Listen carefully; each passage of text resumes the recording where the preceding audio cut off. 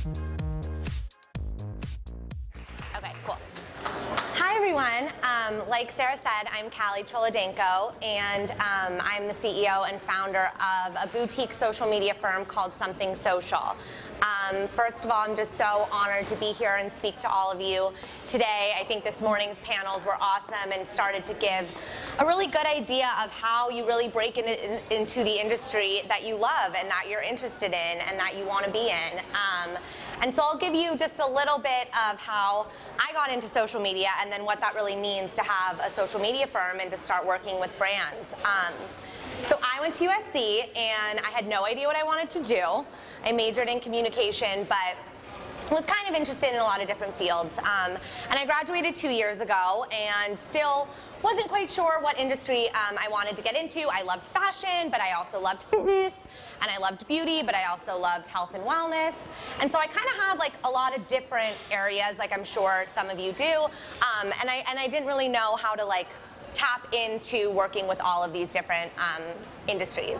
So I was at lunch with a friend and she told me about her friend who was hiring, and I ended up interviewing, and this was 2 years ago. So it was, bloggers were there, but it wasn't, you know, what they are today. They weren't as big as they are now. And this agency was a social media firm, and the CEO sent me a list of like 20 photos and asked for captions. And so I started going through and like getting to know each brand and making a story of what I thought the photo really said to me.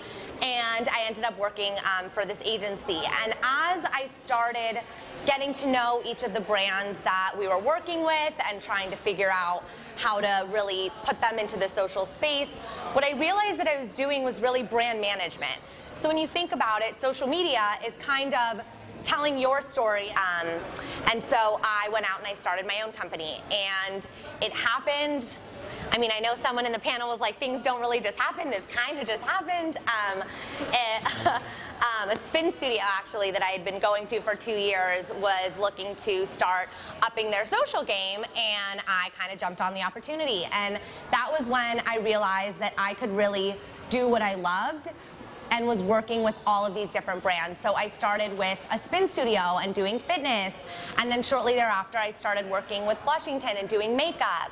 And shortly thereafter I got a dermatologist and a dentist, so randomly. And then I started getting the bigger brands, and I was working with Westfield Century City and Bella Cure's doing nails, and all of these brands I was now essentially the spokesperson for online. And so I think the biggest thing that you really need to pay attention to when you're kind of trying to harness and use the power of social media is what's the story that you're telling. So yes, it's about content. It's about the pretty pictures and the aesthetic and the breakdown of exactly what you're posting and when you're posting, but it's also how you're messaging that out. So like I said before, you know, what kind of person are you? What kind of consumer do you have? And you start to use all of these traditional advertising and traditional marketing tools and tactics, but now instead you're really in the digital space. And I guess the biggest tools that I use and the biggest pointers that I always look when I'm getting to know a brand is, what is this brand's value? What are they? Who are they? What kind of people are they? Do they party? Do they brunch? Do they go out? Do they care about fashion? Like, what is that consumer? And then starting to create content that fits into that consumer. So when you're looking at a page, and let's say Instagram, let's use Instagram for example. When you're looking at an Instagram page, you want your followers to see and feel connected to all the content you're posting, to the point that when they're on another page or they see somebody's regrammed, they know your brand image so well that they know that that must have come from you. So whether that comes down to the way that you're filtering or the way that you're shooting your content, or you know, the sorts of light that you're using and the type of shots that you're using. You really want to create a consistent base, because users, as we've learned, start to really get attached. So if you're posting all of these bright, beautiful floral and fashion and, you know, whatnot pictures, and all of a sudden you throw up kind of a dark, edgier thing, it confuses your followers. And in those instances, you tend to get a little bit of drop off. So it's really important. I always spend a lot of time in the strategy phase, whether it's for you and your own brand or a company that you're working for, and really getting to know the values and the aesthetic and the personality. You know, now with social media, there's a lot that you can do. You can be quippy and sarcastic, or you can stay more formal. And so it's getting to know, like, what is that voice? One rule of thumb when you're speaking as a brand, it's always a we. You can do that with blogs too. It's, you know, that's more of a personal brand, but you're speaking from like a we place, a we team. So if you're a brand, you always want to keep on that persona of, you know, the company is really who's posting this, so that at any given moment someone feels like they're connecting to that company. And with blogging or your own personal brand, social media, even if you're not a blogger and you have a product line or you're starting your own company somewhere, social media is so helpful for building your own personal brand. And I think it's a really, really unique time right now. I think the Fat Jewish said 2015 is the year of doing whatever you want to do, and it really is. It's the year of picking a field that you love and then figuring out how are you going to enter this market and how are you going to make it in that brand. And the way that you really do that is by creating your own personal brand. And you want something that is going to be recognizable to users and where they start engaging with your content and now they know what to expect. So the more that you're posting these lifestyle photos, the more that people can rely on you for that. And you start to develop really a sense of trust with your followers and with your follower base, and they start going to you as the expert. So if you're in fashion and you're posting about the latest trends, you now become their expert. Or if you're in beauty and you're posting a how-to, once again, now you're that beauty expert.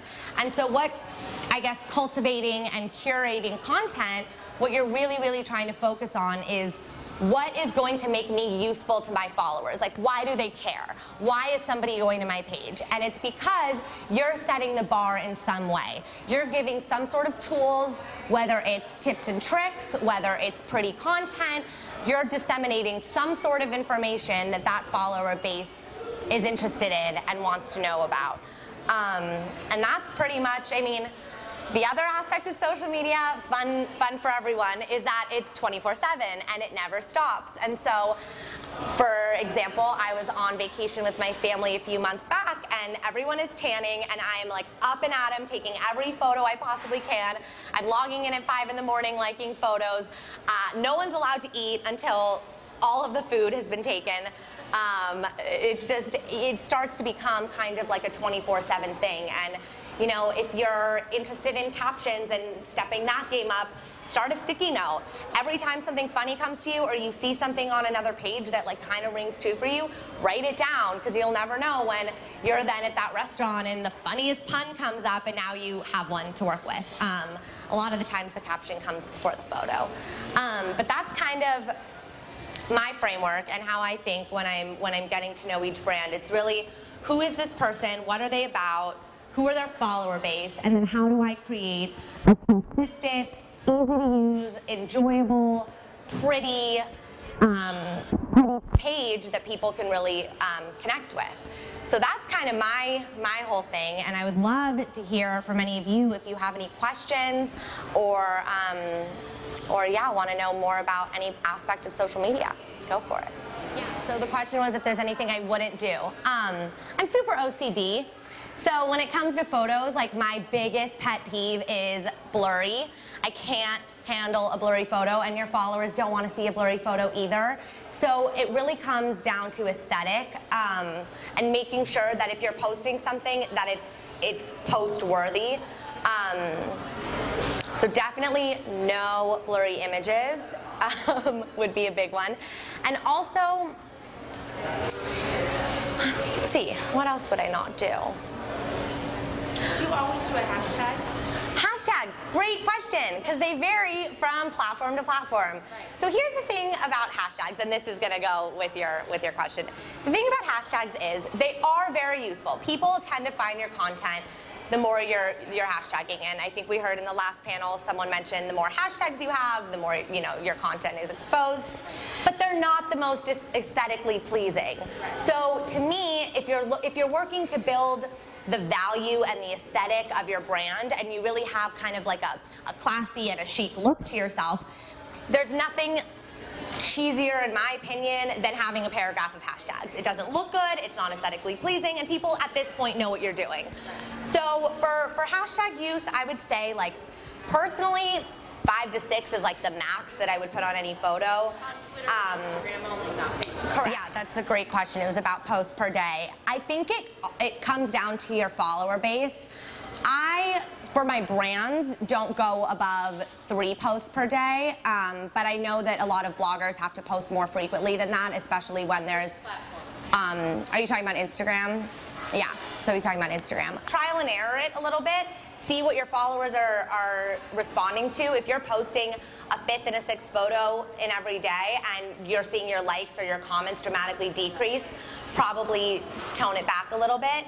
But that being said, you do want to keep the content going and there, because if people are waiting for you to post or looking to you as the expert and then there's not a post there, that's also when you start to lose that trust with your follower base. So it's a little bit of trial and error, but I would definitely say like 3 to 5 is, you're good.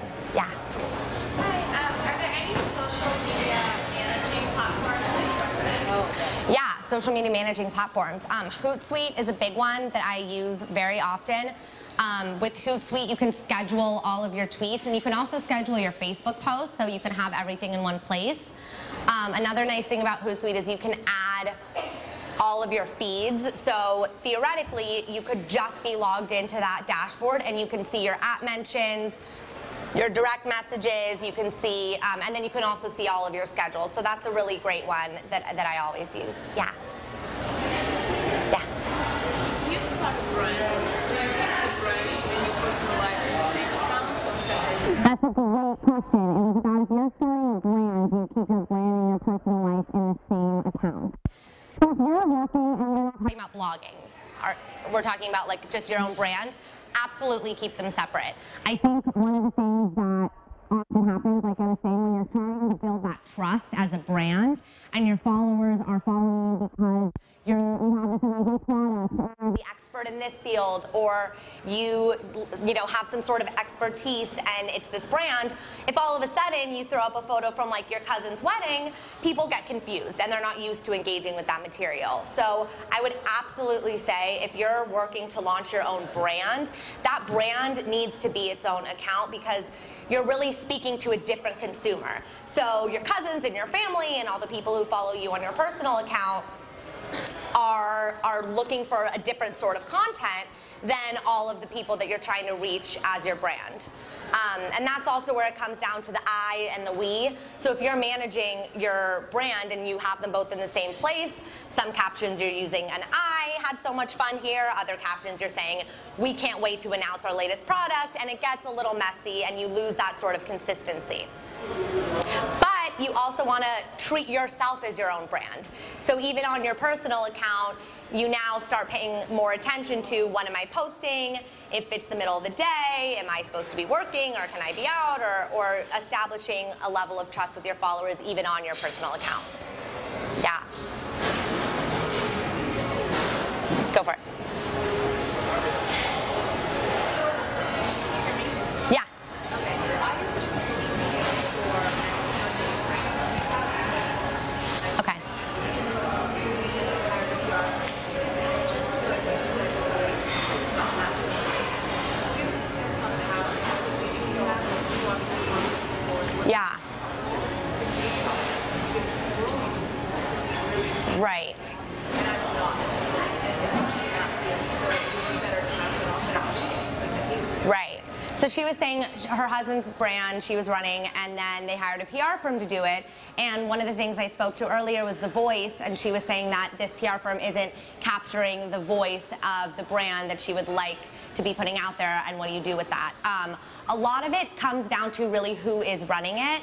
So it's about what's important to them. So if it's important to them to really be understanding you and getting to know your voice and your vision and who you are, and then disseminating that out, versus are they a one-size-fits-all who's going to just be kind of like posting, generic content that doesn't speak necessarily to the brand. So that is, we run into that all the time. We take over accounts after a PR firm or another agency has been doing it, and we see what they've been doing, and then we start to really narrow it down. So one thing you could do would be to create some sort of like questionnaire and answer all your own questions. So I don't know what what field the business is in, but what are your favorite hobbies? What are your favorite travel destinations, your restaurants?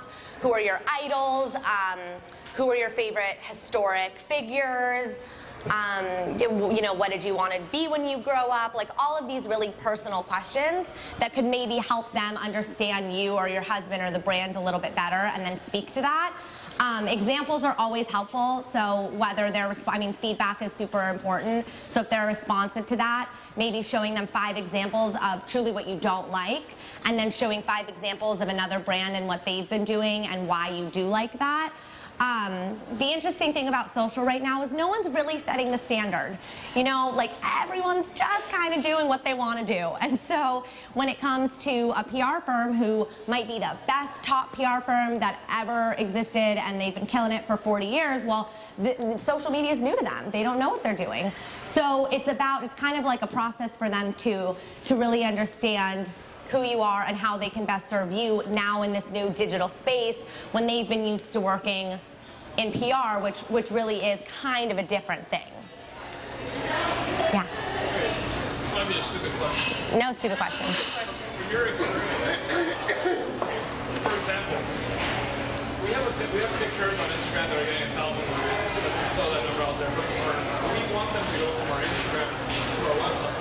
And if that picture that's saying, hey, go to my website, it's only getting 1,000 likes, unique visitors on there, or I think it's close to 30 or 40. How, in your experience, have you found that would kind of make it easier for people to go from your post to your website? Right. And put that link on there? Right.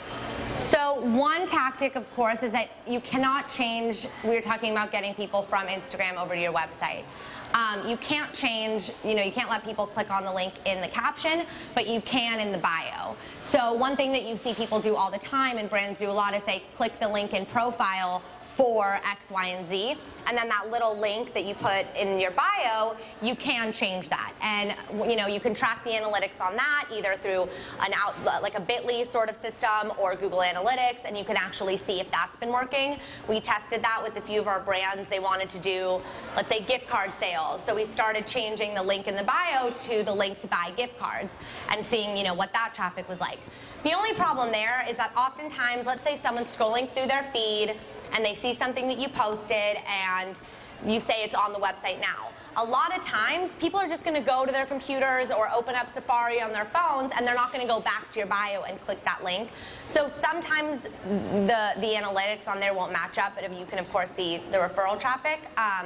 There are also other sites like To Know It and Reward Style and other kind of outside companies where you can put that shortened link, and people can't click on it, but directing people for like a certain action to see this, to buy this, and giving them like as much of a descriptive, I guess, tagline as to what they're going to be doing on that website from Instagram to there. Like, why would they need to go to the website is really what you need to understand in order to message it out so that your followers have a reason to not just like the photo, but to really go and engage on the website. It just seems really inefficient at this point. Yeah. They need to change it. Yeah. How am I on timing? Okay. Yeah. Can you speak a little bit about your opinion on filters? Filters. Okay, so I'm definitely not a one-size-fits-all when it comes to filters. I also have about 10 photo editing apps that I use, and for literally every single photo that I have, I put it through multiple apps, which doesn't sound like the most fun, but the end result is really, really there, and you start to see that the consistency is there. And I've even had people about like my own personal Instagram who all meet and they're like, oh yeah, your photos always look really bright, or your photos always look like this, and it's because of that consistency. So I don't know, a few of my favorites are Snapseed is a great editing tool. Photoshop Express has been around for a while, but I love it. I pretty much edit everything before posting it. I don't typically put it into Instagram and then use one of the filters. I think that those filters, I remember like when Instagram first came out and everyone was using the like really cool walled-in one and put that little like, it looked like you had taken a Polaroid like little thing around it and it was super cool. And then I think that as the years progress, people aren't using Instagram filters as much, and there's so many editing tools outside of Instagram that it's really important to kind of perfect the look of your photo even before you put it up and throw another filter on it. Yeah. Any other questions? Yeah. How much does timing affect the post? What would you say would be like the best time? So it kind of, this is about timing of posts. It kind of changes every once in a while, and you'll start to see that. There are tools like Iconosquare is a really user-friendly Instagram analytics tool that you guys could all use. And Iconosquare will actually show you your best posting times and when your users are online. For us, what I've found with brands is that early mornings, so anywhere between 7:30 and 8:30, are when people are on their way to work, they're waking up. Those are really, really good times. For certain brands, midday is great, and then for other brands, for some reason, midday, no engagement. So it's a little, again, like trial and error based on your followers. And then afternoons, as the day's slowing down and people are kind of starting to check around 4:45, 5-ish. And then dinner hours pretty slow, and once again, like 8:30. So it's a little bit of trial and error and seeing when your users are online and when they're engaging, but I would say the early morning, midday, and like the afternoon are probably the best. And you can also see like when all the top brands and top bloggers are posting, it's probably a good time. Yeah, of course. Any other questions? Yeah. Favorite apps for editing? Yeah, but it's fine. So Snapseed is a great one. It's a little tricky. You gotta get like tutorials on these, but it's a lot of trial and error. Snapseed's great. ViscoCam, which is VSCO, is amazing. Photoshop Express. A lot of people like Afterlight. That's a good one. Those are probably my go-tos. And like I said, I pretty much put it through 3 different apps before I post any photo. So, yeah. Beauty Plus is a good one and it's free. Okay, Beauty Plus. Beauty Plus. For selfies, there you go. It's community management. So, other than the aesthetic and the content and the pretty pictures and the witty captions and the voice and all of that, is follower base and growing those followers. So, when you start from scratch, you typically want to plan out in advance like what kind of content you're going to be posting. So you gather all your photos. Maybe the first shot is an establishing shot or a logo or the service that you offer. Whatever it is, you want to give people, if they have no idea what your brand is, they have no idea what the business is, within the first 3 photos, they know exactly what they're getting. And then once you do that, it's starting to reach out to those followers. So whatever brand, and you can do this whether you have 200, 2 million, or 2 followers, is really community management. And all that is going to a relevant brand like yourself, finding 5, 10 different relative brands, and then looking at all of the people that are following that brand and following those users, and you start engaging with them. So if you are a restaurant or a sushi restaurant and you go to another sushi restaurant, the fans of that restaurant are obviously people who like to eat sushi. So those would be your kind of relevant consumer. and you want to start engaging with those people. So you are liking and you're commenting, and if you want, you can follow. It kind of messes up the ratio, but you really just want to get your handle and your name and your brand out there, and it's all about engagement, because nobody's going to find you otherwise. So, you know, it can take hours, but literally you turn on the TV and you sit there and you like away of people that are in a relevant or a similar base to you. And that's how you start pulling those people. I mean, you can do it by hashtag, you can do it by geotag, you can do it by location, but you really want to find some piece that ties these followers to your brand and then start engaging with them. And I think, yeah. So you just mentioned ratio. What exactly is a good ratio to have for your personal Instagram and I mean, general rule of thumb with the ratio, you want to have more followers than the people that you're following. You know, it depends, because if you get to the point where you have all these connections and 1 million people in your world that you have to be following, you got to follow them. I don't know that there's like a mathematical ratio, but you definitely want to have an overwhelming proportion that is following you versus that you're following. Yeah. I deleted my previous Instagram. Okay.